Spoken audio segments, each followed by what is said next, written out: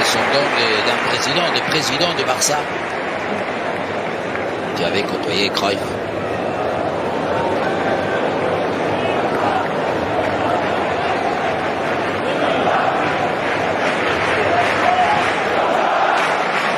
Évidemment qu'aujourd'hui on est là, demain on ne sait, parce que la vie est fragile et parce qu'il faut à chaque fois se dire qu'on est... C'est quelque chose qui nous unit à tous.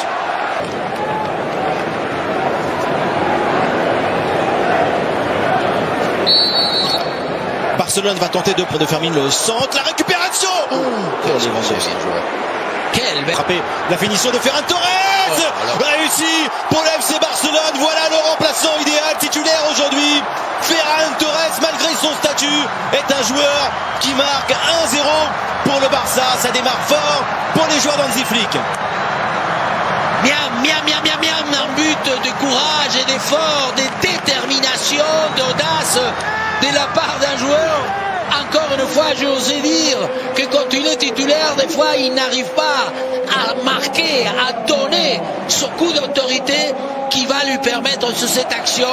Il va prendre la balle, on va le voir derrière la ligne des deux milieux. Là, regarde comme il se met entre les deux. Et ensuite, ça y est, Lewandowski attire ses deux défenseurs.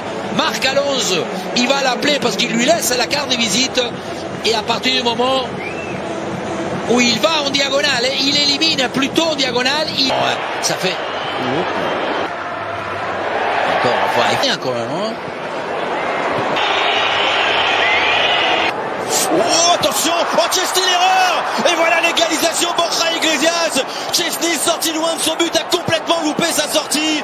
Borja Iglesias lui aussi a un sens du but et il en profite. Le Celta de Vigo très vite dans ce match. Revient un but partout. Chesney. Oui, une action mal défendue comme on dit très souvent.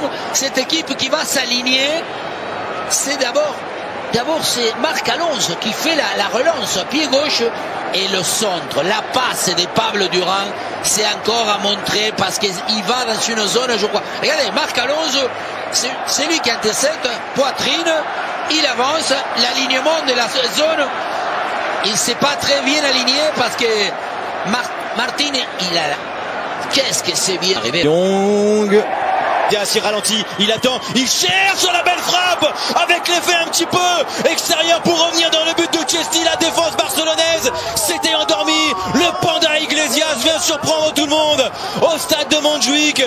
Frenkie de Jong et ses coéquipiers n'en reviennent. Recule, Borja Iglesias en touché, en finesse, le match de sa vie. Borja Iglesias fait un triplé sur la pelouse du FC Barcelone. Punit les Blaugrana, tournant dans cette saison, là aussi en championnat contre l'équipe d'Hansi Flick.